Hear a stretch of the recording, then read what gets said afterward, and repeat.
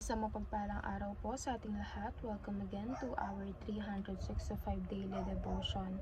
Our topic for today is faith and resilience, and our scripture for today is James chapter 1 verse 2 to 4. Trials and temptations. Consider it pure joy, my brothers and sisters, whenever you face trials of many kinds, because you know that the testing of your faith produces perseverance.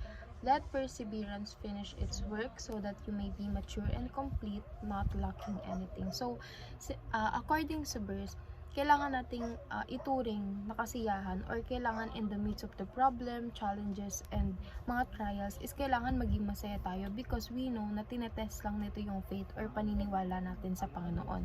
We know na these trials is shaping us into a better version of ourselves. And kasi imagine if a person does not overcome any trials or challenges in his or her life, hindi siya magiging strong, hindi mabibuild yung kanyang personality. Kasi kung hindi ka dumaan sa mga ganun, ibig sabihin mahina ka, kasi paano pag may dumating sa'yo ng mga problems and trials, hindi mo siya alam kung paano siya i-overcome, kasi hindi mo pa siya nararanasan in the first place.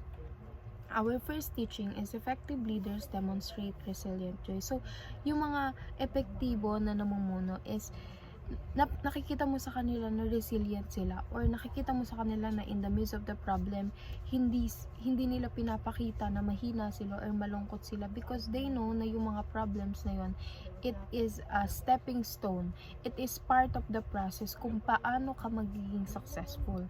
Second, effective leaders demonstrate faith in God. So, kapag dumadaan tayo sa mga problema is kailangan mas magpuri tayo sa Panginoon, mas manampalataya tayo sa Kanya, because sometimes kapag meron tayong mga pinagdadaanan, doon natetest yung faith natin, na parang dahil hindi tayo makaalis sa posisyon na yun, nawawala yung faith natin sa Panginoon. But that is not the case, because God is always with us, and kailangan mas mapatibay nun, mas mapatibay natin yung faith natin in the midst of the problems. And kapag napakita natin yun sa Panginoon, makikita natin na grabe din yung pagbabago. Third, effective leaders demonstrate perseverance. So, yung mga effective leaders, hindi sila basta-basta sumusuko sa mga problema. Alam nila na may darating at may darating na problema, and they are resilient para harapin ito. Our first application is exemplify resilient joy. So, ipakita natin na habang nagiging resilient tayo, or habang nagiging matatag tayo, merong kasiyahan sa ating puso. Second, exemplify faith in God. So, ano man ang pinagdadaanan natin, masaya man tayo or malungkot, busog man tayo o gutom, relax man tayo or pagod, kailangan ipakita natin yung faith natin kay God, because faith in God is not a one-day process. It's not a 24-hour process. It's a lifetime process. It's a lifestyle.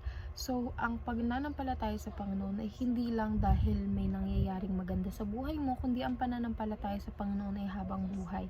Kahit anuman ang pagsubok na pinagdadaanan mo, anuman ang pagsubok na kinahaharap mo, or kung meron ka mga achievement sa buhay, panatilihin mo yung pananampalataya mo sa Diyos. And last but not the least, exemplify perseverance. So, maging matatag tayo, hindi lang para sa sarili natin, kundi para sa Panginoon.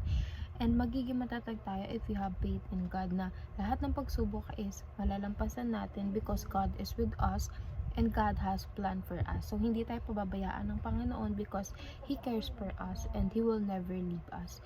Yun lamang po, and see you again on our next 365 daily devotion.